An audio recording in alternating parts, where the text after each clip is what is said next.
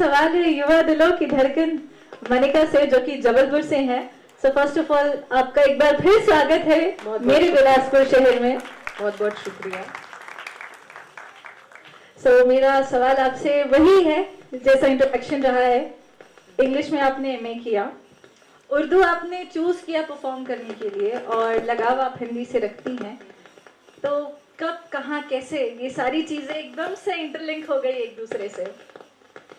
देखिए, शुरुआती दौर जैसे कि आपने पूछा कि ये जो तीनों चीज़ों का कॉम्बिनेशन है तो ये कैसे हुआ। देखिए, शुरुआत में ही मतलब मैंने कॉन्वेंट से ही पढ़ाई की है, तो जुड़ाव था, जो बेस था वो इंग्लिश का था। लेकिन कहते हैं कि जुड़ाव किसी से हो सकता है, लेकिन जो मोहब्बत होती है वो शिद्दत वाली किसी और से ही होती है। तो मुझे जुड़ाव इंग्लिश अंग्रेजी से था और मोहब्बत मुझे हिंदी से थी और उर्दू से थी। तो मैंने उसमें ही करियर चूज किया अपना, और करियर चूज नहीं किया, ये हो गया अपने आप। और मैंने अपॉर्चुनिटी को ग्रैब किया और बस उस पर चलती रही, तो ये हो गया और बहुत अच्छा चल रहा है। और अब हम सभी को वो सारी चीजें देखने को मिल रही है। आप ऐसे ही हम सभी तक प्यार पहुंचाते रहिए, कभी उर्दू से कभी हिंदी से। बहुत बहुत शुक्रिया। और मैं दीदी फाउंडेशन का तहे दिल से शुक्रिया अदा करना चाहती हूँ कि आपने मुझे यहाँ पर बुलाया और हम तीनों लोगों को बुलाया। आपकी जो चॉइस है उसके लिए भी मैं एक बार आपका शुक्रिया अदा करना चाहती हूँ, क्योंकि जो दो लोग यहाँ पर सामने बैठे हुए हैं वो यकीनन पहचान बन चुके हैं देश की। तो मैं आप सभी का एक बार फिर से अभिनंदन करती हूँ। हमारे जबलपुर में इसको बवाल कहते हैं और बिलासपुर में कमाल कहते हैं। कमाल कर दिए आशीष जी आप तो। अगला सवाल मनिका जी आपसे है। सबसे पहले तो आपकी हर वीडियोस में मिलियंस ऑफ व्यूज आते हैं आजकल। लोग आपको मतलब हजारों नहीं लाखों की तादादों पर पसंद करते हैं। लेकिन जब एक राइटर लिखना शुरू कर रहा होता है और वो अपनी चीजें सोशल मीडिया पर पोस्ट करता है, क्योंकि आज का जमाना ही सोशल मीडिया का है, तो लाइक्स और डिसलाइक्स या कमेंट्स और शेयर कितना इम्पैक्ट करते हैं एक राइटर के दिमाग को? बहुत अच्छा, बहुत प्रभावी प्रश्न है आपका ये लाइक्स और डिसलाइक्स वाला। जैसे कि सोशल मीडिया का जमाना है तो बहुत से लोग तो ट्रोलिंग से डर जाते हैं कि मुझे ट्रोल किया जा रहा है। कोई भी एक आर्टिस्ट है तो कई बार वो डिप्रेशन में चले जाते हैं कि मुझे ट्रोल किया जा रहा है। लेकिन इसको भी आप एक मोटिवेशन के तौर पे ले सकते हैं। जो भी ट्रोलिंग है, जो भी डिसलाइक्स है, मेरा ये मानना है कि मैं लाइक्स देख के भी खुश होती हूँ, पर बहुत ज्यादा मैं इस लेवल पर हूँ कि मुझे बहुत ज्यादा लाइक्स और व्यूज देख के बहुत ज्यादा खुशी नहीं होती। और मुझे अगर कोई डिसलाइक भी कर रहा है तो मुझे उसका दुख नहीं होता है, वो मेरे लिए एक मोटिवेशन ही है। और ऐसे लोग मुझे और प्रेरित करते हैं कुछ और अच्छा करने के लिए, क्योंकि वो कुंठित होते हैं, वो उस लेवल पर नहीं पहुंच पाते। तो जो उस लेवल पर पहुंचता है वो उसे ट्रोल करने की कोशिश करते हैं। पर जो भी एक आर्टिस्ट है, खासकर जो यूथ है यहाँ पर, मैं उनसे बोलना चाहूंगी कि अगर आप कुछ कोशिश कर रहे हैं, कुछ अच्छे काम कर रहे हैं, तो आपको तैयार रहना पड़ेगा कि आपको लाइक भी किया जा सकता है और आपको डिसलाइक भी किया जा सकता है। उससे आपके काम में, आपके कॉन्फिडेंस में बिल्कुल भी फर्क नहीं पड़ना चाहिए। Thank you so very much. And I feel कि इस सेशन से जाने के बाद जिनके भी दिमाग में ये आता है कि लाइक्स और डिसलाइक्स से दिन बिगड़ गया या रात बिगड़ गई, वो अब ऐसा बिल्कुल भी नहीं सोचेंगे। So keep on hustling guys. Future की चल रही है मनिका, तो मेरा सवाल आपसे फ्यूचर रिलेटेड ही है। चलो, हम यूथ में एक चीज कॉमन पाई जाती है कि वो 4 दिन बहुत अपना 100% देते हैं, चौथे दिन वापस से डाउन हो जाते हैं। तो परफॉर्मिंग आर्ट्स में अगर इस तरह का एटीट्यूड कभी किसी भी एक आर्टिस्ट में आ जाता है तो वो कैसे खुद को बाहर निकाले? देखिए, ये प्रश्न भी आपका मुझे बहुत अच्छा लगा जी। संस्कृति जी, आपने बहुत अच्छी तैयारी की, एक बार इनके लिए जोरदार तालियां बनती हैं। शुक्रिया शुक्रिया। और जी, तो जो आपने प्रश्न किया कि डल होने वाला, कि कैसे आर्टिस्ट जो भी परफॉर्मिंग आर्ट्स में है तो वो 4 दिन के बाद वो डल ना हो, तो आप उसके लिए कुछ बताइए।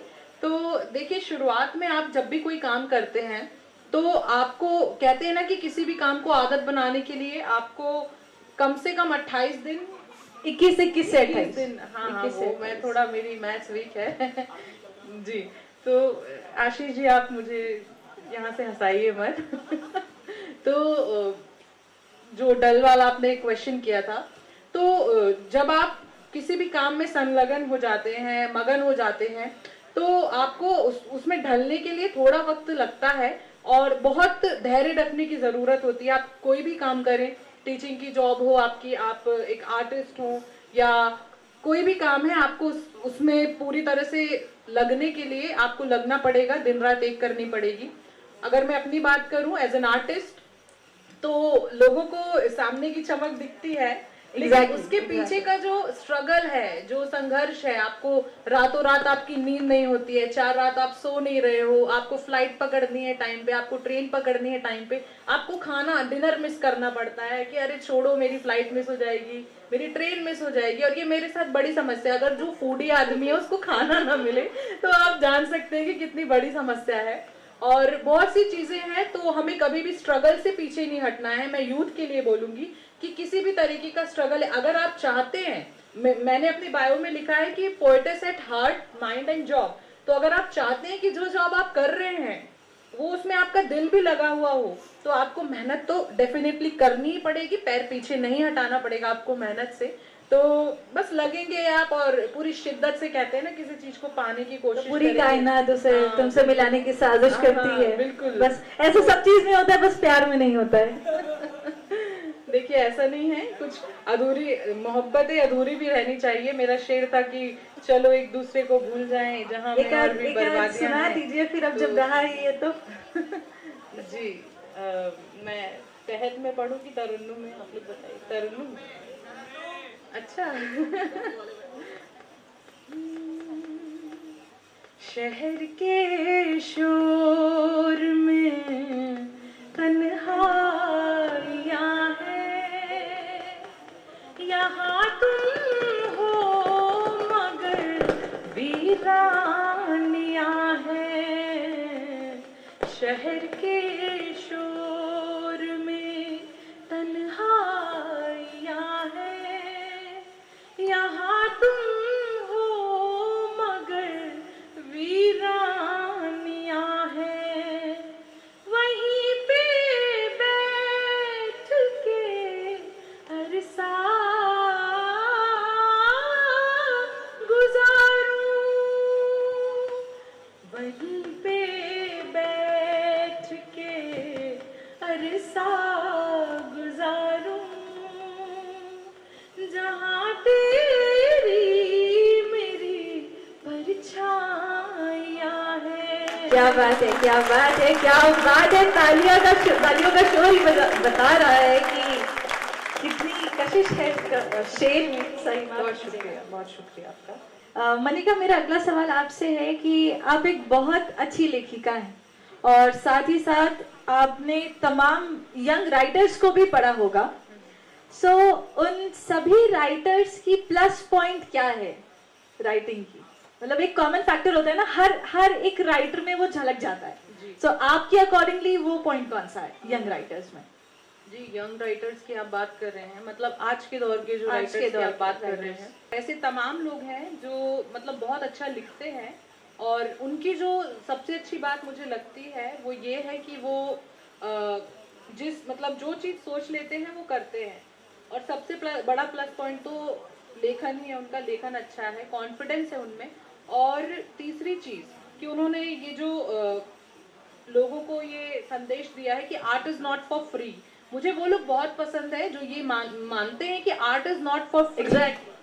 तो उनकी ये बात मुझे बहुत पसंद आती है कि वो ये मानते हैं, और इससे आर्टिस्ट लोगों को और भी आर्ट में करियर में ग्रो करने के लिए बहुत ज़्यादा मोटिवेशन मिलता है। तो ये चीज़ें हैं, लेखन है, कॉन्फिडेंस है और ये भरोसा है जो वो नए लोगों तक पहुंचाना चाहते हैं। अब हम बात कर रहे हैं इंस्पिरेशन की। सो लिखने के लिए आपका इंस्पिरेशन कौन रहा है? देखिए, लिखने के लिए मैं अगर सच सच बोलूं तो इंस्पिरेशन मेरा एक्सपीरियंस ही रहा है। मैंने किसी को सुन के या किसी को पढ़ के नहीं सोचा था कि मुझे लिखना है। मैंने उसी दिन से शुरुआत की मैंने लेखन की जिस दिन मैंने एक्सपीरियंस किया। मैं अक्सर मेरे गीतों में, मेरी गज़लों में और मुक्तकों में कुछ दर्द भरे नगमे, मतलब दर्द होता है और प्रेम होता है, मोहब्बत तो मैंने जिया है। जायज़ सी बात है, मैंने जो जिया है वो मैंने लिखा है। और अगर बात की जाए लिखने के बाद मैंने लोगों को पढ़ना शुरू किया, और जब मुझे ये भान हुआ कि मुझे यहाँ पे ही आगे बढ़ना है, तो मैंने बहुत स्टडी की है। मैं ये नहीं कहूँगी कि बस मैं चलती रही, मैं बहुत लोगों का सहारा रहा है, और जो लोग मुझे चाहते हैं, मुझे पसंद करते हैं, वो लोग, वो मेरी इंस्पिरेशन है कि आज जो अगर मैं बढ़ रही हूँ तो वो मेरी ताकत बनते हैं, वो मेरी इंस्पिरेशन है कि मुझे और अच्छा करना है आने वाले समय पे। और मैं आशीष जी का भी बहुत शुक्रिया अदा करती हूँ कि बिलासपुर से मुझे इन्होंने ही इंट्रोड्यूस किया है जश्न ज़बा में, और बिलासपुर से मुझे बहुत मोहब्बत मिलती रही है। और छत्तीसगढ़ के लिए भी मैं कहना चाहूँगी कि यहाँ के लोग टैलेंटेड ही नहीं है, बहुत दिलदार भी हैं। एक बार आप अपने लिए तालियां बजा लीजिए। कवियों को आदत होती है तालियों की, तो समय समय पे आप ये करते रहिए। मनिका, हम कुछ देर पहले बातें कर रहे थे रुकावटों की। हाँ। कि कभी टाइम शेड्यूल नहीं हो पाता है, कभी एग्जाम्स बीच में आ जाती है, लेकिन लिखने वालों के लिए असली मुसीबत तब आती है जब राइटर्स ब्लॉक होता है, जब थॉट्स ही नहीं आते हैं। तो आप जब लिखते थे तो जाहिर सी बात है आपने भी ये सारे फेजेस को क्रॉस किया होगा। तो जब कभी आपको राइटर्स ब्लॉक होता था तो आप उससे कैसे ओवरकम करते थे? देखिए, बहुत अच्छे क्वेश्चंस हैं आपके, इंटरेस्टिंग है जी।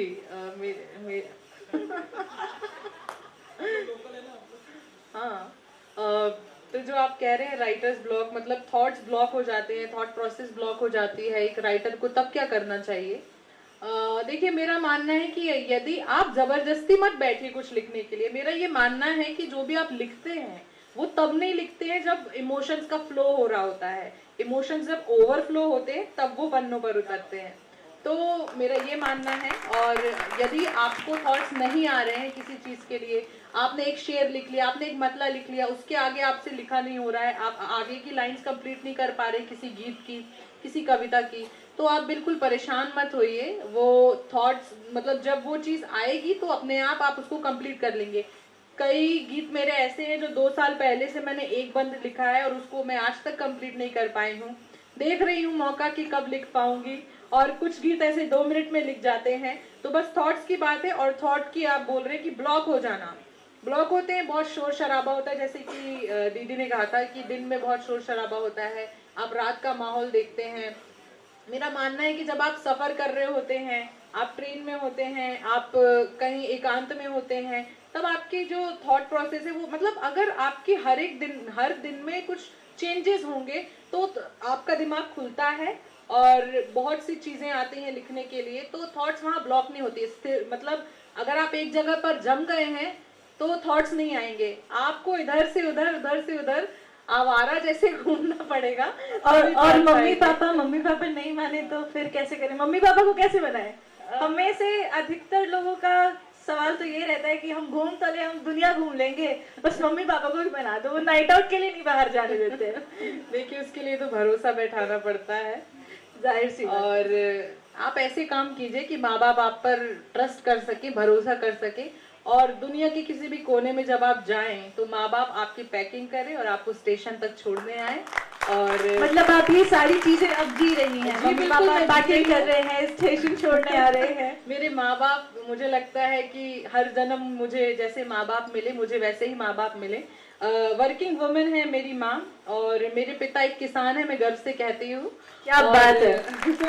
जी, तो वो मुझे बहुत सपोर्ट करते हैं। यदि माँ, पिता, मेरी बहन खासकर, अगर उसका सपोर्ट नहीं होता तो मैं आज यहाँ पर नहीं होती। तो मैं इस वीडियो उन तक पहुँचेगा तो मैं आप तीनों को बहुत बहुत शुक्रिया और बहुत थैंक्स कहना चाहती हूँ। मेरे भाई को भी मैं थैंक यू कहना चाहती हूँ। मेरी हर चीज, एक मैनेजर ही है, छोटा भाई है मेरा। तो ये सारे लोग होते हैं जो आगे बढ़ने के लिए प्रेरित करते हैं। Thank you so very much Manika. क्योंकि इस सेशन का एंड आपकी गजल से होने वाला है, तो आप बस, माइक आपके हाथों में है, तो आप शुरू हो जाइए। क्या कह रहे हैं आप? तुम हंसते हो? अरे वाह, आपको याद है मेरा गीत? खुशी हुई जिस गीत के लिए कह रहे हैं आप, मैं वो गीत सुनाना चाहती हूँ। देखिए, गीत मेरा है, शब्द मेरे हैं, लेकिन जो इमेजिनेशन होगी वो आपकी होगी। इमेजिन कीजिए आप सभी अपनी अपनी मोहब्बत को, उनकी मुस्कुराहट को, और इस गीत को महसूस कीजिए। युवा वर्ग भी कर सकता है और जो भूतपूर्व युवा है वो भी कर सकते हैं इसे महसूस। तो सुनिए। तुम हंसते हो तो लगता है हंसता है संसार, तुम हंसते हो तो लगता है हंसता है संसार, तुम्हें कैसे ना करते प्यार। तुम हंसते हो तो लगता है हंसता है संसार, तुम्हें कैसे ना करते प्यार। तुमको देखूं तो जीने की और लगन हो जाए, तुमको देखूं तो जीने की और लगन हो जाए, तुमको देखूं तो मन मौजी और मगन हो जाए।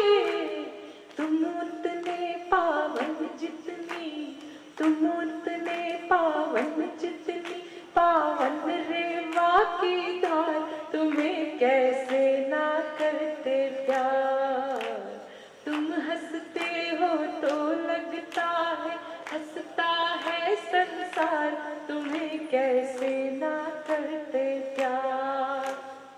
तुम जो कह दो तो मैं नापूं धरती अंबर सारा, तुम जो कह दो तो मैं नापूं धरती अंबर सारा। तुम कह दो तो तुम पर अपना वारूं तन मन सारा, तुम कह दो तो मैं कर डालूं, तुम कह दो तो मैं कर डालूं तुम पर जान निसार, तुम्हें कैसे ना करते प्यार। तुम कह दो तो मैं कर डालूं तुम पर जान निसार, तुम्हें कैसे ना करते प्यार। इस गीत का अंतिम बंद है। तुम ना हो तो इस जीवन का होना क्या होना है। For someone special in your life, याद कीजिए उन्हें। तुम ना हो तो इस जीवन का होना क्या होना है, तुमको ना पाया तो सब कुछ पाकर भी खोना है। मेरी छोटी सी दुनिया को, मेरी छोटी सी दुनिया को तुम देते विस्तार, तुम्हें कैसे ना करते प्यार। तुम हंसते हो तो लगता है हंसता है संसार, तुम्हें कैसे ना करते प्यार, तुम्हें कैसे ना करते प्यार। बहुत शुक्रिया, बहुत शुक्रिया। बहुत बहुत शुक्रिया मनिका इस खूबसूरत गीत को हम सभी के सामने गाने का और हमें याद दिलाने का कि हमारी जिंदगी में भी कोई समवन स्पेशल है। Thank you so very much.